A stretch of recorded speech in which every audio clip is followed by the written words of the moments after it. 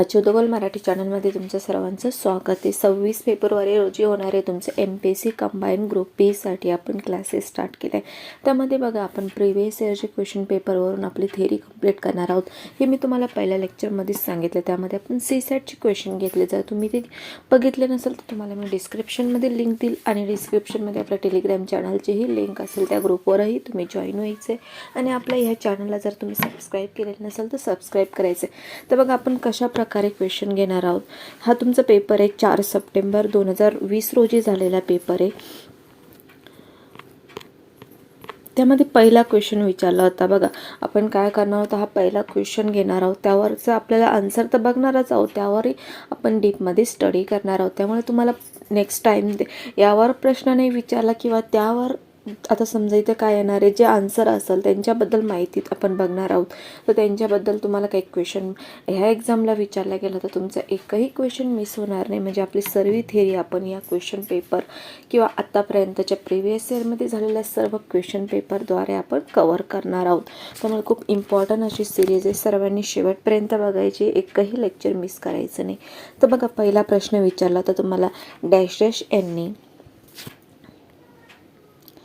पहिला प्रश्न होता डॅश डॅश यांनी नाशिक येथे ग्रंथोत्तेजक मंडळी नावाची संस्था स्थापन केली। तर ग्रंथोत्तेजक मंडळ नावाची संस्था याबद्दल आपण सर्व बघणार आहोत। तर बघा तर ग्रंथोत्तेजक नामक मंडळी किंवा त्याला मराठी ग्रंथोत्तेजक मंडळी असे नाव होते। तर बघा कोणी हे केली होती, डॅश डॅश यांनी नाशिक येथे ग्रंथोत्तेजक मंडळी नावाची संस्था स्थापन केली होती। तर कोणी केली होती, न्यायमूर्ती रानडे यांनी। तुमचा आन्सर काय असणार आहे, न्यायमूर्ती रानडे यांनी। तर न्यायमूर्ती रानडे यांच्याबद्दल आपण थोडी माहिती घेऊया। तर सर्वात पहिले बघा ग्रंथोत्तेजक मंडळी नावाची संस्था स्थापन करण्याचा उद्देश काय होता, त्यांचं इतिहास, शास्त्रे, देशाची सुधारणा, उपयुक्त कथा आणि धर्माच्या संबंधित पुस्तके प्रकाशित करणे हा उद्देश होता। कधी तुम्हाला उद्देशही विचारला जाऊ शकतो किंवा इतिहास, शास्त्रे, देशाची सुधारणा, उपयुक्त कथा, धर्माच्या संबंधित पुस्तके हे कशाच्या संबंधित आहे, तर ग्रंथोत्तेजक मंडळी। त्यानंतर बघा न्यायमूर्ती रानडे यांच्याबद्दल आपण माहिती घेऊया, यावरही तुम्हाला क्वेश्चन विचारला जातो। तर बघा त्यांचा जन्म झाला तर 18 जानेवारी 1842। समाजसुधारक म्हणून तुम्हाला डायरेक्टली जर क्वेश्चन विचारला गेला की न्यायमूर्ती रानडे यांचा जन्म केव्हा झाला, तर 18 जानेवारी 1842 रोजी नाशिक जिल्हा निफाड येथे झाला। हे तुम्हाला लक्षात ठेवायचं, हा इम्पॉर्टंट पॉईंट आहे। त्यानंतर बघा रानडे यांनी हिंदी अर्थशास्त्राचे जनक म्हणून संबोधले जाते। बघा हा एक तुमच्यासाठी क्वेश्चन बनतो, हिंदी अर्थशास्त्राचे जनक कोण आहे, तर कोण आहे, न्यायमूर्ती रानडे। सहकाऱ्यांच्या माध्यमातून त्यांनी प्रार्थना समाजाची 1867 मध्ये स्थापना केली। तर 1867 मध्ये हा एक पॉईंट तुम्हाला लक्षात ठेवायचा आहे, प्रार्थना समाजाची स्थापना केव्हा झाली आणि कोणी केली, तर केव्हा झाली, 1867 मध्ये, आणि कोणी केली, न्यायमूर्ती रानडे यांनी। हा एक तुम्हाला पॉईंट लक्षात ठेवायचा, तुम्ही नोट्स काढून घ्या।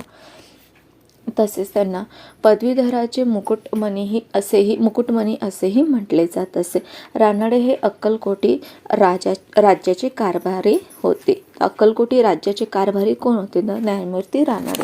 त्यानंतर बघा 1886 मध्ये भारत सरकार अर्थ समितीचे सदस्य वित्तीय समितीवर नियुक्त होणारे पहिले भारतीय होते। बघा इथे एक पॉईंट तुमचा बनतो, तर वित्तीय समितीवर नियुक्त होणारे पहिले भारतीय कोण होते किंवा साल विचारलं तुम्हाला तर 1886 आणि न्यायमूर्ती रानडे हे तुमचं काय येणार आहे, समितीवर नियुक्त होणारे पहिले भारतीय अध्यक्ष। तर पहिले हे खूप विचारलं जातं बघा क्वेश्चनमध्ये। त्यानंतर 1896 डेक्कन सभा स्थापन केली। तर डेक्कन सभा कोणी स्थापन केली किंवा कोणत्या साली स्थापन केली, हा एक पॉईंट आहे। किंवा तुम्हाला पूर्ण विचारलं तर डेक्कन सभा स्थापन केलेली तारीख वगैरे, तर 31 ऑक्टोबर 1896 हा एक तुम्हाला पॉईंट लक्षात ठेवायचा। त्यानंतर त्यांना महाराष्ट्राच्या प्रबोधनाची जनक म्हटले जाते। तर महाराष्ट्राच्या प्रबोधनाची जनक कोणाला म्हटले जाते, तर न्यायमूर्ती रानडे यांना। रानडे हे आर्थिक राष्ट्रवादी होते। त्यानंतर 1887 सामाजिक परिषद, 1890 मध्ये औद्योगिक परिषद, त्यानंतर 1865 मध्ये विवाहोत्तेजक मंडळी विष्णू पंडित यांच्या साहाय्याने। तर विवाहोत्तेजक मंडळी कोणी स्थापन केली, तर न्यायमूर्ती रानडे यांनी, त्यांच्या साहाय्याने कोणाच्या विष्णू पंडित यांच्या साह्याने, किंवा तुम्हाला हेही विचारलं जाऊ शकतं ती कोणाच्या साह्याने, आणि साल विचारलं तर 1865. त्यानंतर पहिला विधवा विवाह घडून आणला तो कुठे? पुणे येथे 1869 पुण्यातील पहिला विधवा विवाह घडून आणला त्यांनी. त्यानंतर मुंबई इथे प्रार्थना समाज स्थापनेत त्यांचा सहभाग होता. तर की साल विचारलं तर 1867 मुंबई येथे प्रार्थना समाजाच्या स्थापनेचे त्यांचा सहभाग होता. सार्वजनिक सभा स्थापनेत त्यांचा सहभाग होता ती 1870 सार्वजनिक सभा स्थापनेत त्यांचा अधिकार होता. या प्रकारे आपण न्यायमूर्ती रानडे यांच्याबद्दल इम्पॉर्टंट पॉईंट बघितले. त्यानंतर सेकंड क्वेश्चन विचारला होता तुम्हाला, तर या क्वेश्चनचा आन्सर तुम्हाला भेटलंच आहे. न्यायमूर्ती रानडे यांनी नाशिक येथे ग्रंथोत्तेजक मंडळी नावाची संस्था स्थापन केली. बघा नेक्स्ट क्वेश्चन आहे, 1885 ते 1915 या काळात डॅश डॅश हे मुंबईचा अनभिषिक्त राजा म्हणून ओळखला जात. तर बघा इथे तुमचं कन्फ्युजन होऊ शकतं.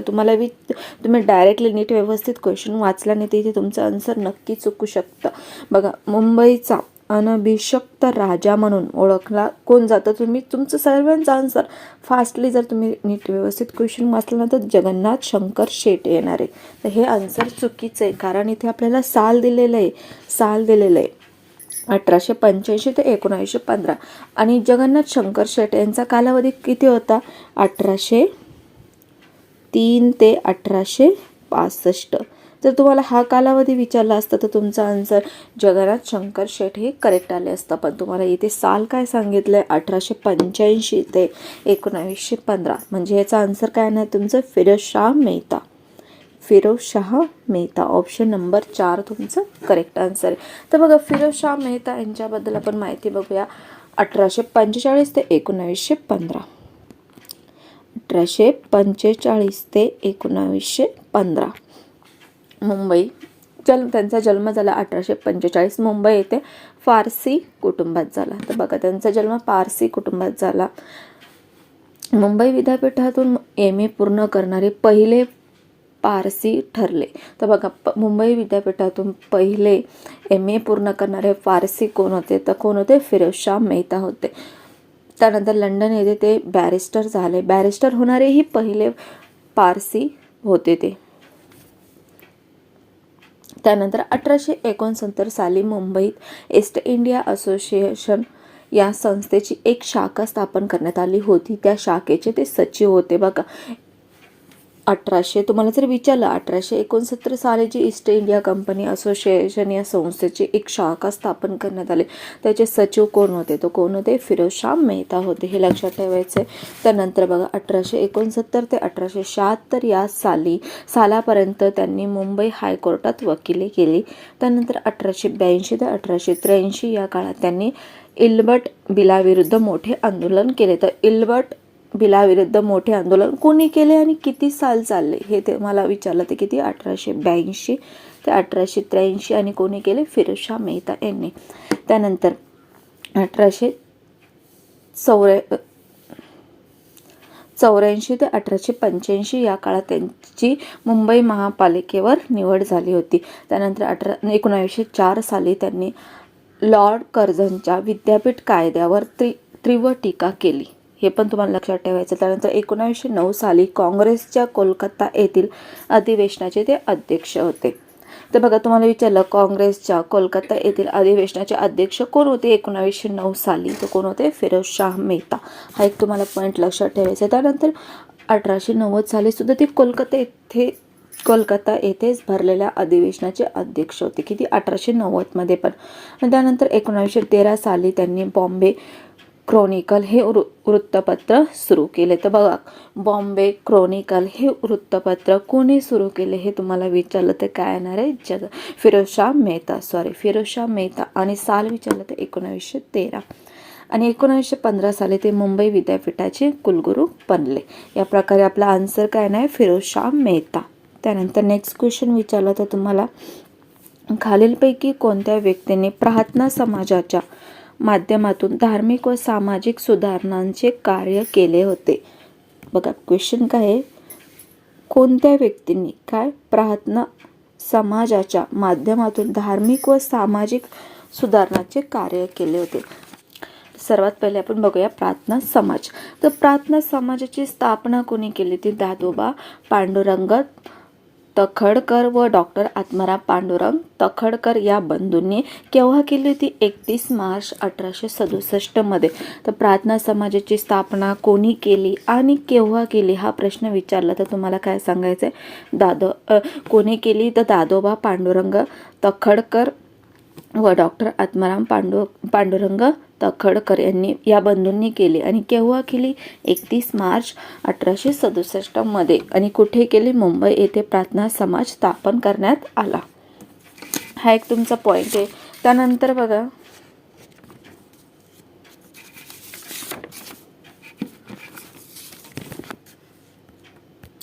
आपलं लेक्चर थोडं मोठं होणार आहे पण तुमचे सर्व पॉइंट कन्सेप्ट क्लिअर होणार आहे, त्यामुळे तुम्हाला पूर्ण लेक्चर शेवटपर्यंत बघायचं आहे. त्यानंतर बघा आपण काय बघितलं आता? प्रार्थना समाजाबद्दल. प्रार्थना समाजाची स्थापना कोणी केली, केव्हा केली आणि कुठे झाली. त्यानंतर बघा सबोध पत्रिका प्रार्थना समाजाचे मुखपत्र होते. तर तुम्हाला विचारलं प्रार्थना समाजाचे मुखपत्र कोणते होते किंवा सबोध पत्रिका हे काय होते प्रार्थना समाजाचे? तर मुखपत्र होते. तर ते केव्हा? 4 मे 1873 रोजी या मुखपत्रातून सामाजिक व राजकीय विचार मांडले जात होते. यातून काय होते? सामाजिक व राजकीय विचार मांडले जात होते. तर प्रार्थना समाजाचे तत्व. तर प्रार्थना समाजाचे तत्व काय होते? परमेश्वर एक आहे व तो सर्व विश्वाचा निर्माता आहे. परमेश्वर अवतार घेत नाही. परमेश्वराने कोणतेही धर्मग्रंथ लिहिले नाही. सर्व मानव एकाच परमेश्वराचे लेकरे आहेत. म्हणूनच सर्वांनी बंधुत्वाच्या भावनेने एकमेकांशी व्यवहार करावा. हे काय होते? प्रार्थना समाजाचे तत्व होते. त्यानंतर प्रार्थना समाजाचे कार्य. आता बघा इथे तुमचा मेन पॉइंट आहे प्रार्थना समाजाचे कार्य. आणि आपल्याला क्वेश्चनही तोच विचारला आहे की प्रार्थना समाजाच्या माध्यमातून धार्मिक व सामाजिक सुधारणांचे कार्य केले होते. तर कोणी केले होते? आता बघा एक एक पॉइंट आपण क्लिअर करणार आहोत. प्रार्थना समाजाने अस्पृश्यता निर्मूलन, स्त्री शिक्षण, विधवा विवाह, आंतरजातीय विवाह इत्यादी क्षेत्रात बहुमोल कामगिरी केली. तर प्रार्थना समाजाने कोणत्या क्षेत्रामध्ये बहुमूल्य कामगिरी केली? तर बघा अस्पृश्यता निर्मूलन, स्त्री शिक्षण, विधवा विवाह, आंतरजातीय विवाह इत्यादी. तर बघा सर्वात पहिले CR भांडारकर व न्यायमूर्ती महादेव गोविंद रानडे हे प्रार्थना समाजाचे मुख्य आधारस्तंभ होते. तसं आपण नेक्स्ट पहिल्या क्वेश्चनमध्ये हेच बघितले. त्यानंतर न्यायमूर्ती रानडे यांनी डेक्कन एज्युकेशन सोसायटीची स्थापना करून भारतीय जनतेत राष्ट्रीय शिक्षणाचा प्रसार केला. त्यांनी विधवा विवाह मंडळ स्थापन केले.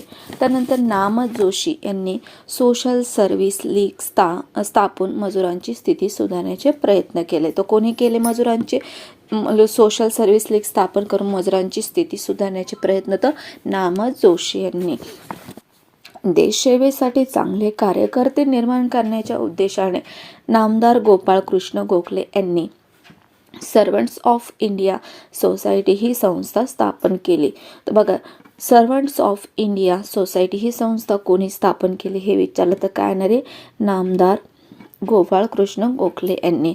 या संघटनेचे अस्पृश्यता निर्मूलनाच्या क्षेत्रात फार मोलाचे कार्य होते. त्यानंतर अस्पृश्यांच्या उन्नतीसाठी महर्षी विठ्ठल रामजी शिंदे यांनी डिप्रेस्ड क्लास मिशन ही संस्था स्थापन केली. या संघटनेने अस्पृश्यता निवारण्याच्या क्षेत्रात फार मोलाचं कार्य केले. त्यानंतर प्रार्थना समाजाच्या वतीने पंढरपूर येथे अनाथ बालकाश्रम काढण्यात आला. समाजाच्या गरजेच्या दृष्टीने ही भरीव कामगिरी होती. मुलींच्यासाठी स्वतंत्र शाळा सुरू केल्या. आर्य महिला समाजी स्त्रियांसाठी कार्य करणारी संस्था चालू करण्यात आली. बघा इथे पण एक तुमचा पॉइंट बनतो. त्यानंतर मजुरांच्यासाठी पहिली रात्रशाळा मुंबईमधील चेऊलवाडा येथे भिकोबा लक्ष्मण चव्हाण यांच्या पुढाकाराने इसवी सन 1876 मध्ये काढण्यात आली. हा एक मोठा पॉइंट आहे. मजुरांसाठी पहिली रात्रशाळा कुठे सुरू करण्यात आली? तर मुंबईमधील चेऊलवाडा तर तुम्हाला जर गाव पण हे पण दिले असेल, मुंबई दिले असेल नसतं तर मुंबई, पण चेऊलवाडा दिले असेल तर हे आन्सर तुमचं चेऊलवाडा येणार आहे. ते भिकोबा लक्ष्मण चौहान यांच्या पुढाकाराने इसवी सन 1876 काढण्यात आली होती. त्यानंतर मुंबईच्या इतर भागात देखील रात्रशाळा काढण्यात आले, पण पहिली तुम्हाला विचारले तर तुम्ही ते सांगायचं. त्यानंतर 1890 रोजी मुंबईतील मदनपुरा येथे अस्पृश्यांसाठी शाळा काढण्यात आली. किती? 1890 साली. त्यानंतर इसवी सन 1876 ते 1877च्या दुष्काळाच्या वर्षी प्रार्थना समाजाने दुष्काळ पीडितांसाठी महत्त्वपूर्ण कार्य केले होते. ही कार्य करून पण प्रार्थना समाज हिंदू धर्मीयांना आपल्या कार्यात सहभागी करून घेऊ शकले नाही. त्याचं कारण काय होतं? समाजाच्या अनुयायाच्या कृतीत व वर्तनात विसंगती होती. तुम्हाला कारण विचारलं जाऊ शकतं डायरेक्टली क्वेश्चनमध्ये. तर लक्षात ठेवा, त्यांना समाजाशी जवळीक साधता आली नाही. ब्रिटिश सत्तेचे समर्थक केले होते. तर या प्रकारे आपण आता सर्व काय बघितले? प्रार्थना समाजाच्या माध्यमातून धार्मिक व सामाजिक सुधारण्याचे कार्य बघितले. तर आपल्याला विचारलं कोणी केले, तर काय आपलं आन्सर येणार आहे? तर आत्ताच आपण सर्व बघितले, तर आपलं आन्सर काय येणार आहे? Doctor Atmaram Pandurang, doctor R.G. Bhandarkar, Vaman Abaji Modak, Narayan Ganesh Chandavarkar, त्यानंतर विठ्ठलरामजी शिंदे, न्यायमूर्ती महादेव गोविंद रानडे. हे आपले आन्सर येणार आहे. म्हणजे अ, ब आणि क, म्हणजे ऑप्शन नंबर 2 तुमचं करेक्ट आन्सर आहे. त्यानंतर नेक्स्ट क्वेश्चन विचारलं होतं तुम्हाला, खालीलपैकी कोणत्या ठिकाणी 12 मे 1875 रोजी शेतकऱ्यांनी पहिला उठाव केला होता? तर शेतकऱ्यांचा पहिला उठाव यावर तुम्हाला क्वेश्चन विचारला गेलेला होता. तर शेतकऱ्यांचा पहिला उठाव, आता इथे तुम्ही कन्फ्यूज होऊ शकता. शेतकऱ्यांचा पहिला उठाव तुम्हाला असं वाटेल की पुणे, तर पुणे हे करेक्ट आहे, पण आपल्याला इथे गाव पण दिलेलं आहे ना, त्यामुळे आपण काय करणार आहोत? Option number 2. जर तुम्हाला इथे सुपे गाव दिलेले नसेल तर पुणे हे तुमचं करेक्ट आन्सर असतं, पण इथे आपल्याला डीपमध्ये जर दिलेलं आहे सुपे, तर आपला आन्सर काय यायला पाहिजे? Option number 2. तर बघा, त्याबद्दल आपण बघूया. शेतकऱ्यांचा पहिला उठाव 12 मे 1875 सुपे पुणे येथे शेतकऱ्यांनी पहिला उठाव केला. यात मारवाडी, गुजर, सावरकरांवर हल्ले केले. त्याचे कारण बघा, 1874ला सरकारने सारा कमी करूनही त्याची अंमलबजावणी झाली नाही म्हणून पुणे, सोलापूर, सातारा भागात सरकारविरुद्ध शेतकऱ्यांनी बंड केला होता. तर कारण काय? जर तुम्हाला डायरेक्टली कारण विचारलं तर काय? 1874ला सरकारने सारा कमी करूनही त्याची अंमलबजावणी झाली नाही म्हणून. त्यानंतर उठावाचा प्रसार, तर उठावाचा प्रसार बघा, 1874ला पुण्याच्या शिरूर तालुक्यातील कर्दे गावापासून येथील लोकांनी सारा भरण्यास नकार दिला. तर कोणत्या गावापासून सुरुवात झाली तर हे विचारलं तर काय? शिरूर तालुक्यातील कर्दे, 1874. त्यानंतर नगरमध्ये सावकारांच्या घरावर हल्ले, त्यांची मालमत्ता लुटणे, गहाण खाते जाळणे, हे प्रकार झाले. 15 जून 1875ला शेवटचा उठाव भीमथडीमधील मुधाळी गावात झाला. तर बघा, शेतकऱ्यांचा शेवटचा उठाव केव्हा झाला आणि कोणत्या तारखेला झाला? तर 15 जून 1875ला. आणि कोठे झाला विचारलं तर कुठे? भीमथडीमधील मुधाळी गावात झाला. रणजित गुहा, शेतकऱ्यांनी शोषित वर्गासाठी बंड केला. दक्षिणेतील शेतकऱ्यांनी असंतोषाचे कारण शोधण्यासाठी डेक्कन रॉयटर कमिशन नेमले. कोणते? डेक्कन रॉयटर कमिशन नेमले. दक्षिणेतील शेतकऱ्यांच्या असंतोषाचे कारण शोधण्यासाठी. त्यानंतर शेतकऱ्यांच्या अदूरदर्शीपणा व शेतकऱ्यांच्या असंतोषाचे कारण होते. तर शेतकऱ्यांचे असंतोषाचे कारण काय? तर का शेतकऱ्यांच्या अदूरदर्शीपणा हा शेतकऱ्यांचा असंतोषाचे कारण होते. यावर उपाय म्हणून सरकारने 1879ला दी डेक्कन ॲग्रिकल्चर रिलीफ ॲक्ट संमत केला. तर यावर तुम्हाला क्वेश्चन विचारलं जाऊ शकतं, दी डेक्कन ॲग्रिकल्चर रिलीफ ॲक्ट केव्हा संमत करण्यात आला? तर 1879ला. ठीक आहे. यानुसार शेतकऱ्यांना तगायची सोय असावी. शेतकरी बँका सुरू कराव्या. कर्जबाजारी शेतकऱ्यांच्या जमिनी सावकारांकडे सहजासहजी हस्तांतरित होणार नाहीत. एखाद्या शेतकऱ्याला कर्ज न फेडता आल्यास अटक करणे व तुरुंगात टाकणे बंद केले. तर आपल्या क्वेश्चनचा आन्सर काय होतं? शेतकऱ्यांचा पहिला उठाव. जर आपल्याला इथे सोपे दिलेले नसेल तर आपलं सोपे आन्सर पुणे आन्सर आलं असतं, पण आपला करेक्ट आन्सर काय? Option number 2. त्यानंतर बघा, जोड्या जुळवा. तर जोड्या लावा हा क्वेश्चन कोणीही सोडून द्यायचा नाही. जोड्या लावा हा क्वेश्चन तुम्हाला 100% मार्क्स देणारा क्वेश्चन आहे. त्यामधील कसं असतं, आपल्याला 4 ऑप्शन दिलेले असतात. यातील आपल्याला एक जरी ऑप्शन येत असेल त्यावरून आपण तर्क लावू शकतो. त्यामुळे जोड्या लावा हा क्वेश्चन कधीही कोणीही मिस करायचा नाही आहे. तर इथे विचारलं काय होतं तुम्हाला? ठिकाण आणि 1875च्या उठावाची केंद्रे आणि नेते. तर बघा 1875च्या उठावाची केंद्रे पेठ. नेते कोण होते? भगतराव कोळी. तर बघा, त्यानंतर नरगुंद केंद्र. तर नेते कोण होते? बाबासाहेब भावे. त्यानंतर आहे जमखिंडीचे काय येणारे नेते? रामचंद्र पटवर्धन. आणि त्यानंतर सोरापूर वैकप्पा नाईक बळवंत बेहेरे. या प्रकारे इथे तर आपल्याला 4च दिले होते 1875च्या उठावाचे केंद्र, पण आपण अजूनही केंद्र बघणार आहोत. तुम्हाला नेक्स्ट एक्झाम पण दुसरेही विचारले जाऊ शकता, त्यामुळे आपण सर्वे बघणार आहोत. तर बघा, इथे आपल्या सर्वात पहिले आपण आन्सर बघणार आहोत, त्यानंतर राहिलेले ठिकाण आणि नेते बघणार आहोत. तर बघा, इथे काय अचं काय आहे तुमचं? 4 हे करेक्ट आहे. तर इथे 4ही मध्ये तुम्हाला 4 दिले. त्यानंतर बचं काय आहे तुमचं? 3 आहे. तर बचं 3 एकाच ठिकाणी दिलेलं आहे, त्यामुळे काय येणार आहे तुमचं? ऑप्शन नंबर 1 हे करेक्ट येणार आहे. बघा, 2ही तुम्हाला ठिकाण माहिती असले किंवा सेकंडही माहिती असतं तरी तुमचं आन्सर करेक्ट आलं असतं. त्यामुळे जोड्या लावा हा क्वेश्चन कोणीही मिस करायचं नाही आहे. तर बघा, आपल्याला इथे 4 दिलेले होते. सोलापूर बघितलं आपण. त्यानंतर सातारा. जर तुम्हाला नेक्स्ट एक्झाममध्ये सातारा विचारलं तर साताराचं काय? रंगो बापूजी गुप्ते. त्यानंतर खानदेशचं विचारलं तर खर्जा सिंग खानदेश. आणि सातपुडाचं विचारलं तर शंकर शहा. मुधोळचं विचारलं तर बेरड जमात.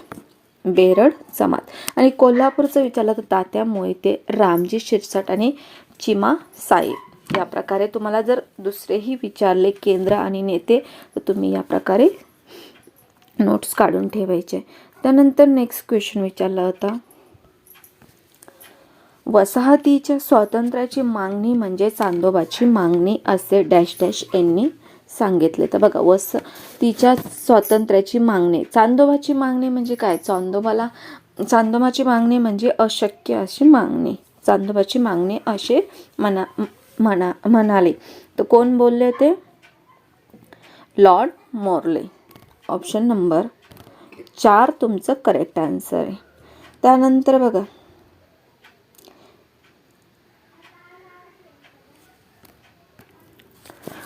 तर या प्रकारे आपण अशी सिरीज कंप्लीट करणार आहोत. तुम्हाला आजचं लेक्चर आवडलं असेल तर लाईक करा आणि कमेंट्समध्ये सांगा की लेक्चर कसे वाटले. आपण ही सिरीज कंटिन्यू करणार आहोत. आज आपण 6 क्वेश्चन घेतले. नेक्स्ट लेक्चरमध्ये आपण टाईम वाढवून घेणार आहोत, कारण आपल्या एक्झाममध्ये जवळ आलेले आहे, त्यामुळे आपण टाईम वाढवून घेऊ आणि क्वेश्चनही वाढवून घेऊ. आज पहिला लेक्चर असल्याकारणाने तुम्हाला कसं वाटलं हे तुम्ही सांगायला विसरू नका.